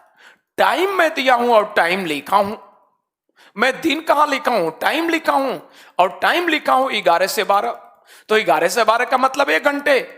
टोनी बताइए, मैंने डाउट छोड़ा है 1 आवर 1 घंटे, दिन तो लिखा ही नहीं है, तो अपने से डाउट क्यों पाल ले रहे हैं। यानी ये घंटे पर डे डेली चलेगा, एवरी वर्किंग डे, हॉलीडे नहीं होना चाहिए। मैं डाउट छोड़ ही नहीं रहा हूं, तो आप जबरदस्ती दिन ला रहे हैं, महीने ला रहे हैं, ऐसा कुछ नहीं। आप समझ गए होंगे टोनी। अगर समझ गए हो टोनी, तो आप अपने विचार नीचे कमेंट में लिखिएगा यस। निशांत भी अगर समझ गए हो तो अपने विचार में लिखेंगे यस। अगर नहीं समझे होंगे तो आप दोनों लोगों को अगेन हम प्रयास करेंगे समझाने का। अपने विचार कमेंट जरूर लिखिएगा। आइए चलते हैं। तो ये 0 आवर की व्यवस्था, नंबर फर्स्ट आपसे प्रश्न पूछा जा चुका है, सीडीएस के एग्जाम में पूछा गया है, कब प्रारंभ हुआ 0 आवर। आपका जवाब हो गया 1962। ठीक है। और 0 आवर एक ऐसा ड्यूरेशन है जिसमें बिना परमिशन के क्वेश्चन पूछे जाते हैं। मैंने अभी बताया कि क्वेश्चन आवर में जो क्वेश्चन पूछे जाते हैं, रिलेटेड मेंबर जो क्वेश्चन पूछना चाहता है, संबंधित सदस्य, वो सबसे पहले परमिशन लेता है, तब क्वेश्चन पूछता है। परमिशन नहीं मिला तो नहीं पूछ पाएगा, परमिशन मिल गया तो उस रिलेटेड डे को क्वेश्चन पूछेगा। ये व्यवस्था है हमारे कॉन्स्टिट्यूशन में। यानी ऐसा नहीं है कि जब चाहे मनमाना क्वेश्चन कर ले, ऐसा हमारे संविधान में व्यवस्था नहीं है। सबसे पहले परमिशन। पूरे वर्ष में हजारों क्वेश्चन जाते हैं, बट काफी क्वेश्चन है जिनका हाउस का हेड परमिशन नहीं देता, तो जिनका परमिशन मिलता है उन्हीं के रिलेटेड मिनिस्टर जवाब देते हैं, और क्वेश्चन पूछने वाला व्यक्ति उस क्वेश्चन का जवाब सुनता है। इस तरह से व्यवस्था है। लेकिन 0 आवर एक ऐसा ड्यूरेशन है, इसमें बिना परमिशन, बिना अनुमति के प्रश्न पूछे जाते हैं। कोई परमिशन नहीं, बस नॉन स्टॉप क्वेश्चन का बौछार होता है। और जानते होंगे टाइम मैं लिख चुका हूं, उसी टाइम जैसे टाइम हुआ उस रिलेटेड हाउस में क्वेश्चन का बौछार शुरू। आप जानते होंगे चूंकि बिना परमिशन का है, इसलिए इनडिसिप्लिन, अनुशासनहीनता इसमें हो जाता है। तो एक ही समय मान लीजिए होम मिनिस्टर हैं आज के डेट में अमित शाह जी, एक ही समय अपोजिशन से 6 मेंबर खड़े हो गए क्वेश्चन पूछने के लिए। अमित शाह जी ने रिक्वेस्टली बोला कि प्लीज 5 लोग बैठ जाइए, पहले इनका जवाब दे लें, बारी बारी आप सभी का जवाब देंगे। तो जिसका जवाब देने लगे, बाकी मेंबर दूसरे पार्टी के जो हैं वो सोच रहे हैं वो फला पार्टी के हैं, उनका जवाब पहले, हम बाद में क्यों, हम उनसे कम है। बड़ी अकड़, बड़ी प्राउड, घमंड इनमें होता है, और बड़ी कंपटीशन, प्रतिस्पर्धा पॉलिटिशियन में। नाराज होकर के कोई पेन निकाला, अमित शाह जी को मार दिया। बीजेपी का कोई मेंबर भी कुछ चला करके टेबल पर माइक पड़ा है, चला के मारा। इस तरह से खूब मारपीट, झगड़ा, विवाद 0 आवर में कई बार देखा गया है, होते हैं। आप बताइए, मान लीजिए ऑफलाइन क्लास चल रहा है, 8 स्टूडेंट एक बार किसी टीचर से क्वेश्चन कर रहे हैं, तो टीचर भी बोलेंगे 7 स्टूडेंट 7 बैठ जाइए, पहले एक का जवाब दे लें, फिर बारी बारी आपका जवाब देंगे। आप सभी स्टूडेंट आसानी से बैठ जाएंगे और बारी बारी सभी के क्वेश्चन का जवाब टीचर दे देते हैं। आप में क्यों टेंशन नहीं होता है, क्यों आप में लड़ाई हम में नहीं होता है? क्योंकि आप हाईली एजुकेटेड हैं, अननेसेसरी फालतू ईर्ष्या टेंशन आपको नहीं है, इसलिए। और पॉलिटिशियन, मैक्सिमम पॉलिटिशियन ऐसे मिलेंगे जो क्रिमिनल बैकग्राउंड के हैं, बहुत एजुकेटेड नहीं है, और साथ साथ अगर एजुकेटेड भी हैं तो इनमें बड़ी फालतू का कंपटीशन एक दूसरे पार्टी से दूसरे पार्टी के नेता को होता है, इसलिए बहुत ज्यादा डिस्प्यूट, विवाद इसमें बढ़ते हैं। तो आपसे कमीशन अगर पूछता है कि विदाउट परमिटेड क्वेश्चन किस ड्यूरेशन में पूछे जाते हैं, आपका जवाब होगा क्वेश्चन आवर नहीं, आपका जवाब 0 आवर। और मैक्सिमम इनडिसिप्लिन एंड डिस्प्यूट, अधिकतम अनुशासनहीनता और विवाद किस ड्यूरेशन में होते हैं, आपका जवाब 0 आवर। ठीक है। और इसी के साथ टोनी, आप अपने विचार नहीं दिए, आपको समझ में आया या नहीं, ये तो मैं जानना चाहूंगा। अगर नहीं समझ में आया तो मैं दोबारा बताता। तो थोड़ा सा टोनी सीरियस होकर क्लास पढ़िए। आप कोई रिएक्शन नहीं देंगे, सिर्फ क्वेश्चन पूछ करके चुप हो जाएंगे, तो हम क्या समझेंगे कि हमारी बताई गई बातों को आप समझे या नहीं। तो प्लीज रिएक्शन जरूर देना चाहिए कि यस समझ गए, नो, जो भी एक मैनर होता है कि जो भी, नहीं मैं कह रहा हूं कि आप मुझे थैंक यू बोलिए, बट इतना तो बोल दीजिए यस सर मैं समझ गया, यस भाई समझ गया। मैं ये भी नहीं कह रहा हूं कि सर बोलिए, इतना तो बोल दीजिए यस, तो मैं समझ जाऊं कि आप समझ गए। ठीक है, तो अभी तक इंतजार किया, निशांत अपना रिएक्शन दे दिए, आप कुछ नहीं। तो प्लीज फ्यूचर में आपको ऑफिसर बनना है, ये सब मैनर्स सीखिए, आपके फ्यूचर के लिए अच्छा रहेगा। आपने कोई रिएक्शन नहीं दिया, मैंने इंतजार किया, और चलिए कोई बात नहीं, नहीं देंगे तो न भी समझे होंगे तो मैं क्या समझ रहा हूं कि नहीं समझे, और समझे होंगे तो मुझे भी सेटिस्फेक्शन कैसे मिलेगा जब देते तब ना, कि आपको मैं समझाने में सफल रहा, ये जरूरी होता है। निशांत का विचार देख लो, सर अगर राज्यसभा में कोई मंत्री नहीं है तो क्वेश्चन किसे पूछा जाएगा। समझिए निशांत, आपको जानकारी में कमी है इसलिए ऐसा प्रश्न पूछ रहे हैं।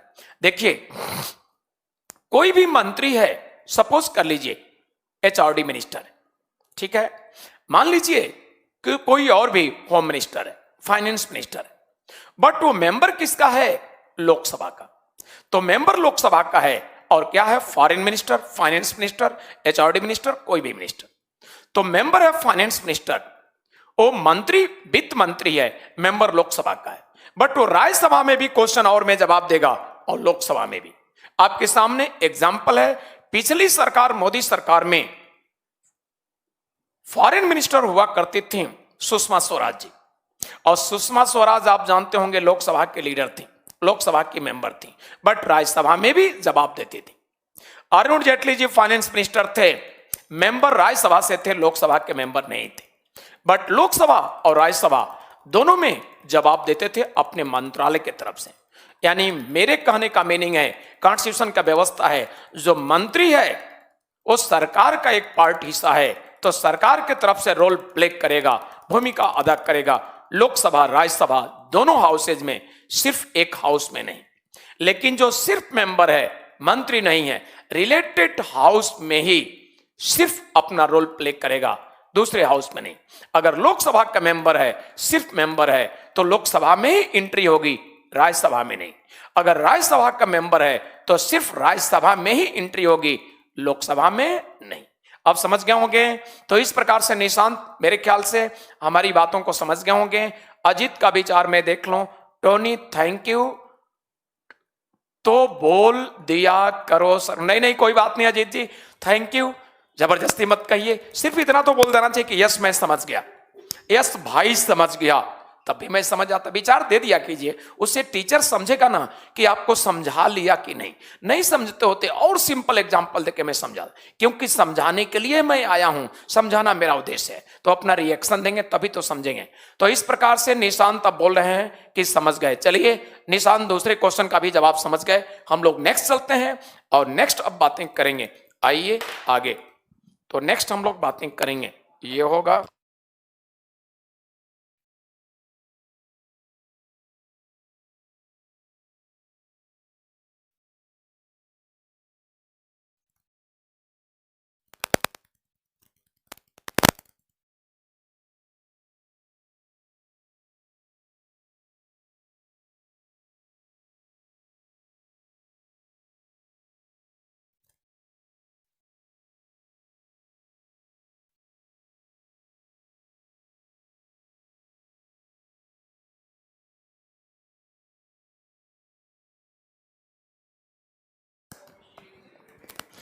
आइए। तो अब हम लोग शून्य काल जीरो आवर के बाद हम लोग बातें करते हैं नेक्स्ट, और नेक्स्ट हम लोग बातें करेंगे इस प्रकार से। नेक्स्ट हम लोग बातें करेंगे, क्वेश्चन आवर भी हो गया, जीरो आवर भी हो गया, टाइप्स ऑफ सेशन भी हो गया, अब हम लोग बात कोरम भी हो गया। अब हम लोग बातें करेंगे, ये होगा लीडर ऑफ अपोजिशन पार्टी। तो हम लोग बातें करेंगे, ये होगा लीडर ऑफ अपोजिशन पार्टी।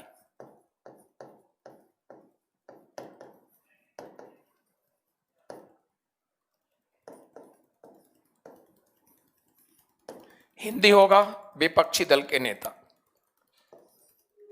तो ये होगा लीडर ऑफ अपोजिशन पार्टी, विपक्षी दल के नेता, इसको हिंदी में बोलते हैं।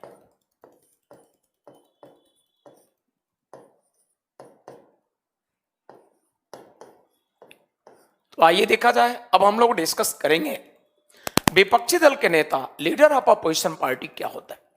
देखिए, लीडर ऑफ अपोजिशन पार्टी, विपक्षी दल के नेता के लिए हमारे भारत देश में कुछ मिनिमम रिक्वायरमेंट है।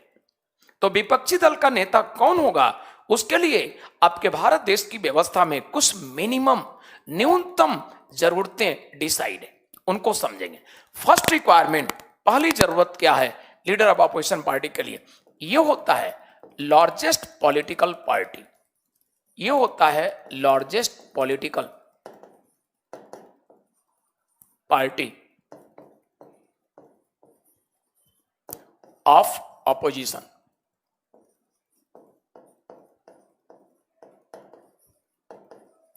Largest political party of opposition, Hindi होगा विपक्ष का सबसे बड़ा राजनीतिक दल हो।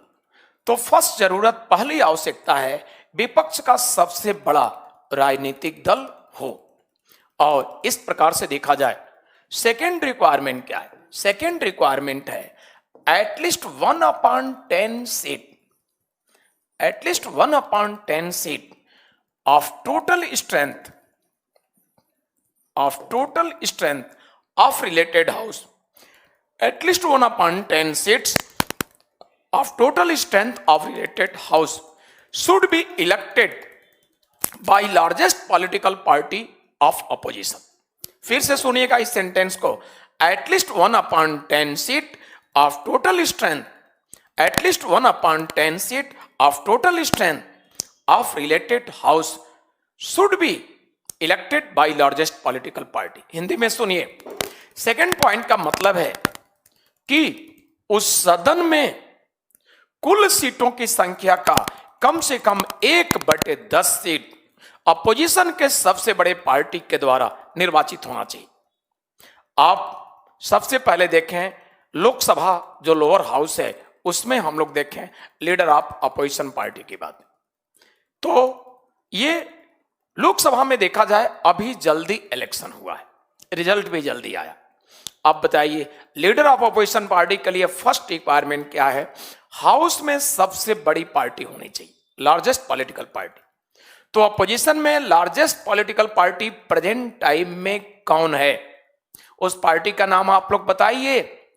विपक्ष की सबसे बड़े राजनीतिक दल लोकसभा में आज के डेट में कौन है? जल्दी जवाब दीजिए आप लोग। इलेक्शन जल्दी हुआ तो मैं देखना चाहूंगा कितने लोग जवाब देते हैं। अपोजिशन में लार्जेस्ट पॉलिटिकल पार्टी, सबसे बड़े राजनीतिक दल आज के डेट में कौन है लोकसभा में? जल्दी जवाब दीजिए आप लोग, बोलिए।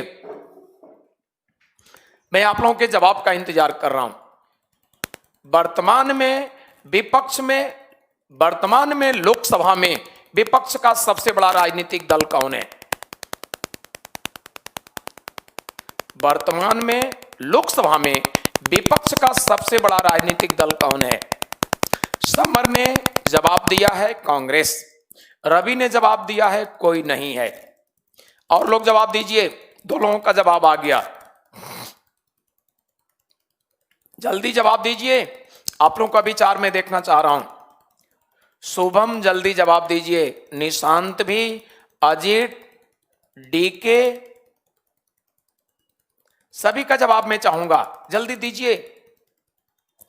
पंकज कुमार का जवाब है अदर। अरे एक पार्टी का नाम बताइए भाई, अजीत, कांग्रेस, जल्दी जवाब दीजिए। अदर कोई पार्टी का नाम नहीं है। पंकज गलत जवाब दे रहे हैं, ये समझदारी वाला जवाब थोड़ा चाहिए। कोई और जल्दी बोलिए। शुभम का जवाब अभी नहीं आया, निशांत का जवाब आ गया कांग्रेस, डीके का भी जवाब अभी नहीं आया। आप लोगों का जवाब मैं चाहूंगा, विचार चाहूंगा, जल्दी दीजिए। डीके, आनंद का जवाब आ गया, आनंद सिंह वाराणसी ने जवाब दिया है कांग्रेस, निशांत का, अजीत, और इस प्रकार से समर, आप सभी के जवाब सही हैं। सही जवाब यही है, कांग्रेस। तो कांग्रेस अपोजिशन की सबसे बड़ी पॉलिटिकल पार्टी है। तो बताइए, क्या कांग्रेस फर्स्ट रिक्वायरमेंट फुलफिल कर रहा है? लीडर ऑफ अपोजिशन पार्टी के लिए जो पहली जरूरत है कांग्रेस पूरा कर रहा है? तो आप लोगों का जवाब होगा यस, पूरा कर रहा है कि नहीं। लेकिन आप लोग बताइए, क्या कांग्रेस सेकेंड रिक्वायरमेंट, दूसरी जरूरत जो मैंने दिया है अपोजिशन पार्टी का लीडर, सेकेंड रिक्वायरमेंट फुलफिल कर रहा है? आप लोग बताइएगा। वेरी गुड, काफी लोगों ने अच्छा जवाब दिया है। मोनिका का भी जवाब अच्छा है, डीके का भी, पंकज का भी। तो आप लोग बताइएगा कि सेकेंड रिक्वायरमेंट, दूसरी जरूरत क्या कांग्रेस पूरा कर रही है? सेकेंड रिक्वायरमेंट है हाउस के टोटल स्ट्रेंथ का 1/10 होना चाहिए।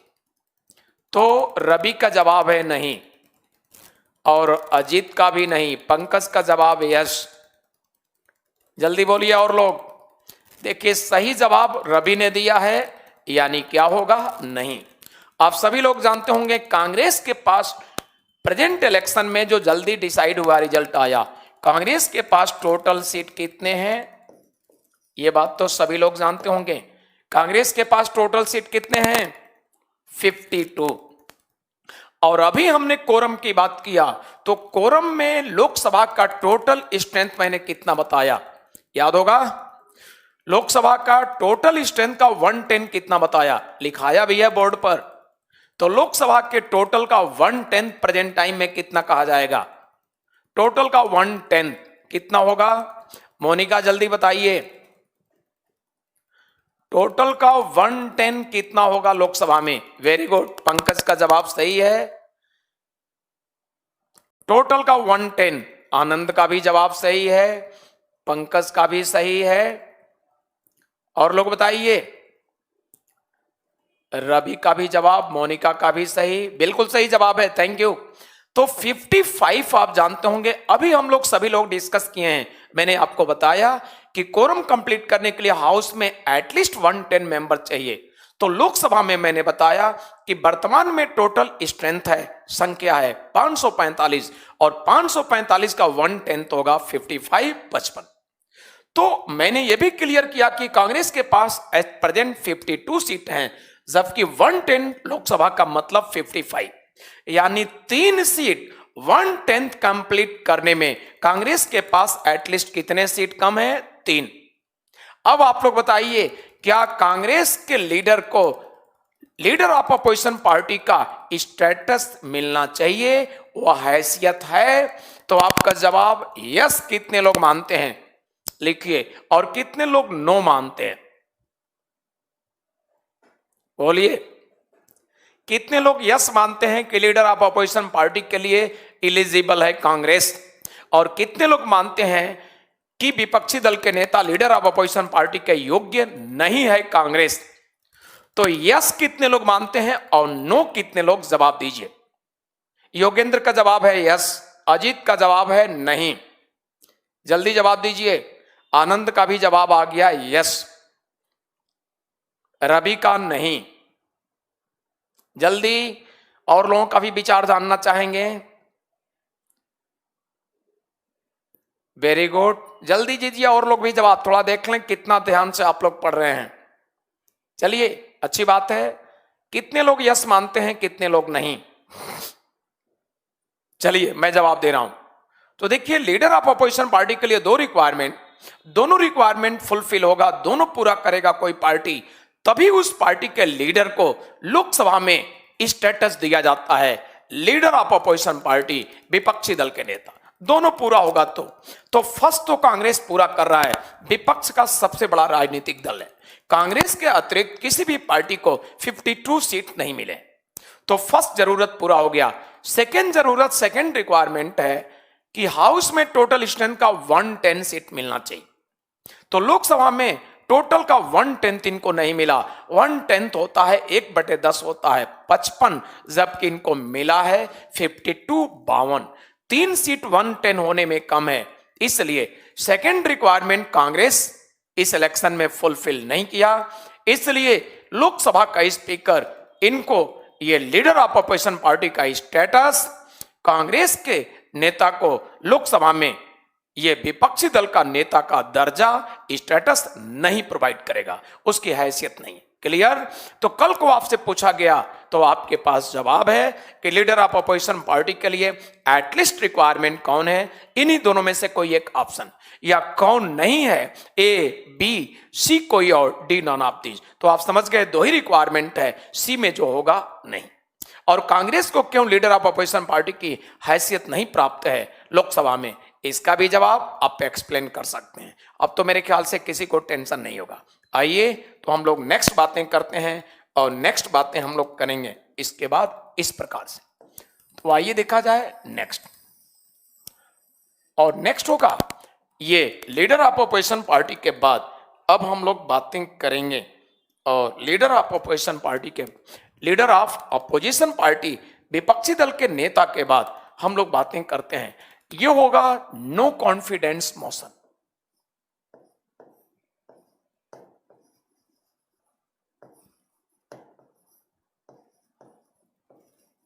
नो कॉन्फिडेंस मोशन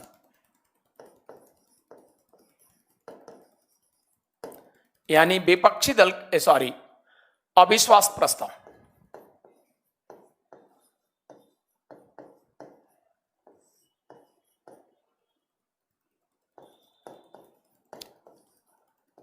अविश्वास प्रस्ताव, नो कॉन्फिडेंस मोशन, अविश्वास प्रस्ताव। देखिए नो कॉन्फिडेंस मोशन अविश्वास प्रस्ताव की व्यवस्था देखा जाए तो इस प्रकार से, सबसे पहले तो देखिए कि गवर्नमेंट सेंटर की जो होती है, आपसे पूछा गया कि सेंट्रल गवर्नमेंट रिस्पॉन्सिबल किधर होती है, तो आपका जवाब होगा लोकसभा के प्रति, राज्यसभा के प्रति नहीं। नंबर फर्स्ट, आपसे यह भी कहा गया कि collectively council of ministry responsible to, तो ऑप्शन देगा Lok Sabha, B option Rajya Sabha, C option both houses, D none of these. आपका जवाब लोकसभा। अंडर आर्टिकल 75 अनुच्छेद 75 में दिया गया है collectively council of ministry responsible to Lok Sabha, यानी सामूहिक रूप से केंद्र की मंत्री परिषद अनुच्छेद 75 के अकॉर्डिंग उत्तरदायी होती है लोकसभा के प्रति, और collectively council of ministry and head of that ministry, head कौन है? प्रधानमंत्री। तो इंक्लूडिंग प्रधानमंत्री, इंक्लूडिंग प्राइम मिनिस्टर, सेंटर की काउंसिल ऑफ मिनिस्ट्री जो होती है उसी को कहा जाता है गवर्नमेंट। तो केंद्र की सरकार सेंट्रल गवर्नमेंट का मीनिंग हुआ कंप्लीटली काउंसिल ऑफ मिनिस्ट्री, और हेड प्राइम मिनिस्टर को मिलाकर केंद्र की सरकार होती है। तो सेंट्रल गवर्नमेंट, केंद्र की सरकार रिस्पॉन्सिबल टू लोकसभा, यानी केंद्र की सरकार लोकसभा के प्रति उत्तरदायी होती है, राज्यसभा के प्रति उत्तरदायी नहीं होती है। इसलिए नो कॉन्फिडेंस की व्यवस्था सिर्फ लोकसभा के लिए दिया गया है, राज्यसभा के लिए नहीं। यानी कमीशन अगर आपसे एसएसबी इंटरव्यू में पूछा कि राज्यसभा हाउस को नो कॉन्फिडेंस मोशन का पावर क्यों नहीं दिया गया है, तो आपका जवाब होगा कि नो कॉन्फिडेंस मोशन सरकार के अगेंस्ट आता है, अविश्वास प्रस्ताव सरकार के अगेंस्ट आता है, जबकि सरकार राज्यसभा के प्रति उत्तरदायी नहीं होती है, लोकसभा के प्रति उत्तरदायी होती है। इसलिए हमारे संविधान में यह पावर लोकसभा को दिया गया है, राज्यसभा को यह पावर देने का कोई औचित्य नहीं है। आप समझ गए होंगे।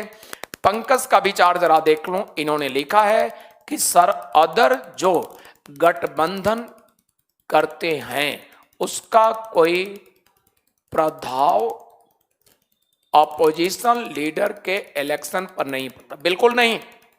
देखिए लीडर ऑफ अपोजिशन पार्टी के लिए पंकज सिंगल पार्टी से मतलब है, गठबंधन नहीं। यहां सरकार बनाने की बात नहीं है, अपोजिशन के लीडर की हैसियत की बात है। तो कोई एक पार्टी, और एक पार्टी में देखा जाए तो कांग्रेस अपोजिशन में सबसे बड़ी पार्टी है, इसलिए गठबंधन नहीं देखा जाए। डीके का कहना है कि सिलेबस कितना बाकी है। डीके अगर सिलेबस खत्म करना चाहते हैं तो आप सबकी सहमति ले लीजिए, 5 मिनट में अभी खत्म कर दूंगा, लेकिन सोच लीजिए सिर्फ सिलेबस खत्म होगा, आपका जीवन खतरे में रहेगा। इतनी डिटेल जो आप लोगों से बातें कर रहे हैं, एक्सप्लेन कर रहे हैं, अगर खत्म करने के उद्देश्य से होगा तो क्या इतनी बातें होगी? और इस तरह से आराम से बातें नहीं होगी, डिटेल नोट्स नहीं होगा, तो सिर्फ कोर्स खत्म होगा, आपका एग्जाम तो इफेक्टेड होगा। तो कभी जल्दी जल्दी खत्म करने के चक्कर में न पड़िए। अगर जल्दी जल्दी खत्म करने के लिए सजेस्ट करेंगे, प्रेशर होगा टीचर पर, टीचर जल्दीबाजी में पढ़ाएगा, आपका बहुत नुकसान होगा। कोचिंग बार बार नहीं किया जाता है, समझ गए डीके? एक बार कीजिए मन से और अच्छी तैयारी हो जाएगी तो सफलताओं की लाइन आप डीके लगाएंगे। बट 10 बार कोचिंग कीजिए, हर बार जल्दी जल्दी छोड़ छाड़ के जल्दी जल्दी शॉर्ट में पढ़िए, तो सिलेक्शन कहां संभव है। इसलिए डीके टाइम्स कोचिंग की तरफ से आप ही नहीं, सभी को ढेर सारी शुभकामनाएं। आप अच्छे से पढ़िए और अच्छे से पढ़ करके सिलेक्शन लीजिए, यही हम चाहेंगे, जल्दीबाजी नहीं। तो चले हम आगे। तो आइए, मैं आराम से पढ़ाना चाहूंगा, डिटेल आपको समझाकर। तो अविश्वास प्रस्ताव, नो कॉन्फिडेंस मोशन, पावर जो दिया गया, अभी टाइम पावर जो दिया गया है, पावर लोकसभा को, और लोकसभा के मेंबर ही नो कॉन्फिडेंस मोशन लाते हैं। तो लोकसभा का कोई मेंबर, यानी कौन मेंबर, अपोजिशन का कोई मेंबर ये नो कॉन्फिडेंस का प्रस्ताव, प्रोपोजल लाता है। कैसे लाएगा? जिस दिन लाना चाहता है, जिस दिन लाना चाहता है उस दिन 10 AM तक, उस दिन 10 AM तक इस बात की सूचना वो किसको देगा? उस बात की सूचना देगा वह मेंबर, किसको? Speaker of Lok Sabha. तो वह मेंबर जो लाना चाहता है no confidence motion, morning 10 AM तक इस बात का इंफॉर्मेशन लोकसभा के स्पीकर को दे देगा। और लोकसभा के स्पीकर को दे देगा तो आप जानते होंगे, हाउस लोकसभा हो या राज्यसभा हो, ठीक है, हाउस लोकसभा हो या राज्यसभा हो, सीटिंग दोनों की होती है 11 AM, 11 बजे। तो सुबह 11 बजे हाउसेज की बैठक प्रारंभ होती है। 1 घंटे पहले 10 बजे तक यह सूचना मिल चुका है हाउस के हेड, यानी लोकसभा के हेड स्पीकर को। और साथ साथ लोकसभा के जनरल सेक्रेटरी, आप हिंदी में कहते हैं महासचिव, उसको भी सूचना मिल चुका है ऑफिशियली। तो लोकसभा का जनरल सेक्रेटरी, महासचिव जो होता है वो पॉलिटिकल पोस्ट नहीं है, वो ब्यूरोक्रेट्स, नौकरशाह होता है। आप सिविल सर्विस आईएएस के द्वारा जो सेलेक्ट होकर आईएएस होते हैं, तो सीनियर मोस्ट जो आईएएस होते हैं वही प्रमोशन करके इतने बड़े पोस्ट जनरल सेक्रेटरी पोस्ट पर जाते हैं। और जनरल सेक्रेटरी को, जो लोकसभा का एक सेक्रेटरीट है, जनरल सेक्रेटरी को सूचना मिल गया।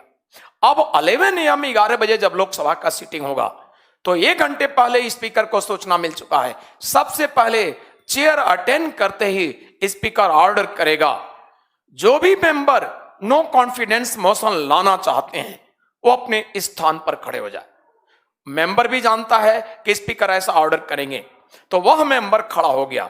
जैसे ही खड़ा हो गया, अब स्पीकर अगेन ऑर्डर किए कि जो भी इनके फेवर में है या नो कॉन्फिडेंस के फेवर में है, वो सपोर्ट में इनके अपने स्थान पर खड़े हो सकते हैं। तो इस प्रकार से सबसे पहले आपने देखा परमिशन किसके द्वारा लिया जाता है, तो आपका जवाब स्पीकर, सूचना दे। अब आगे देखिए, कम से कम 50 मेंबर अगर इनके सपोर्ट में जो नो कॉन्फिडेंस मोशन लाया है उसके पेपर में एटलीस्ट 50 मेंबर खड़े हो गए, तो हाउस का हेड स्पीकर परमिशन दे दिए। और परमिशन दे दिए तो अब नॉन स्टॉप डिस्कस होगा, यानी कोई भी मेंबर खड़ा होकर क्रिटिसाइज करेगा एग्रीकल्चर मिनिस्टर को। भारत के किसान आए दिन आत्महत्या कर रहे हैं और भारत की सरकार ध्यान नहीं दे रही है।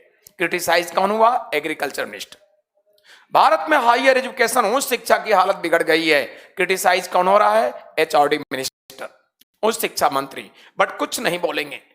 और इसी तरह से डिफेंस मिनिस्टर क्रिटिसाइज हो रहा है, कोई ना कोई अपोजिशन के मेंबर कुछ नहीं बोल रहे हैं। मंत्री क्यों नहीं जवाब दे रहे हैं?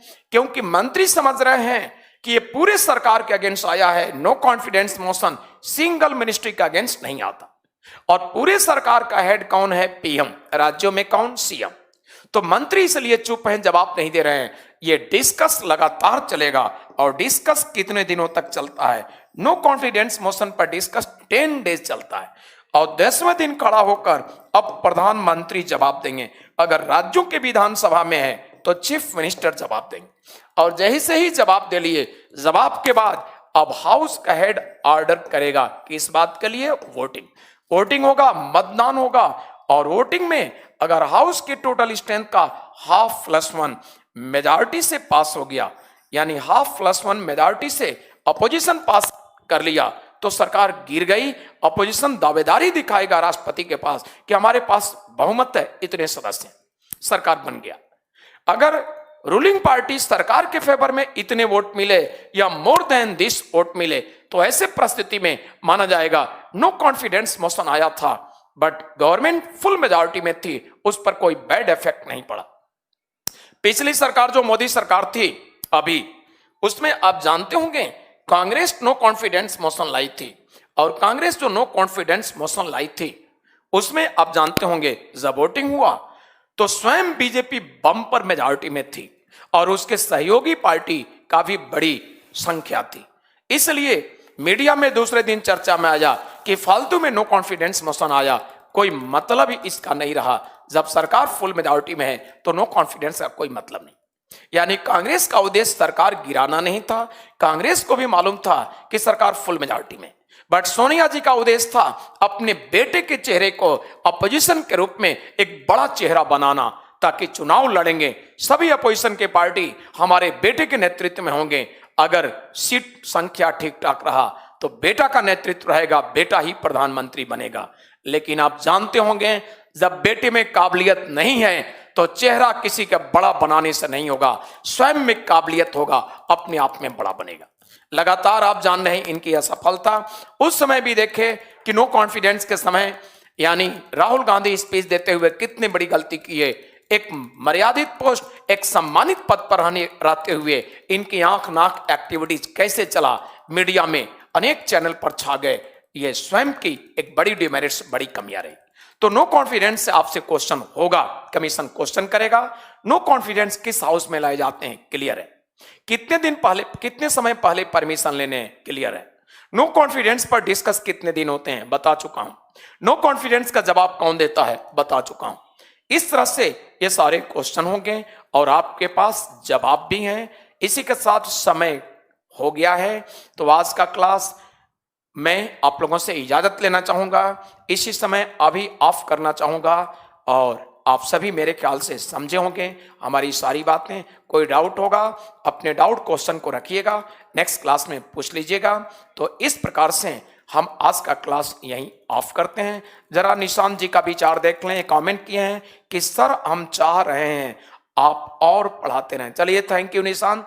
तो मैं डिटेल ही बातें करूंगा, पढ़ाऊंगा डिटेल, किसी एक आदमी का कहने से जल्दीबाजी नहीं करूंगा, टेंशन मत लीजिएगा, आराम से पढ़ाऊंगा ताकि आप सभी का भलाई हो, आप अच्छा परफॉर्म करें एग्जाम में, हमारे सेक्शन में गलत न करें।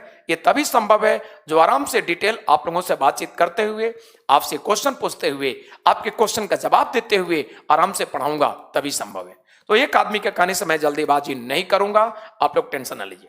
तो इन्हीं के साथ ढेर सारी शुभकामनाएं आप लोगों को। आज यहीं क्लास ऑफ करते हैं। Good bye and take care. Thank you.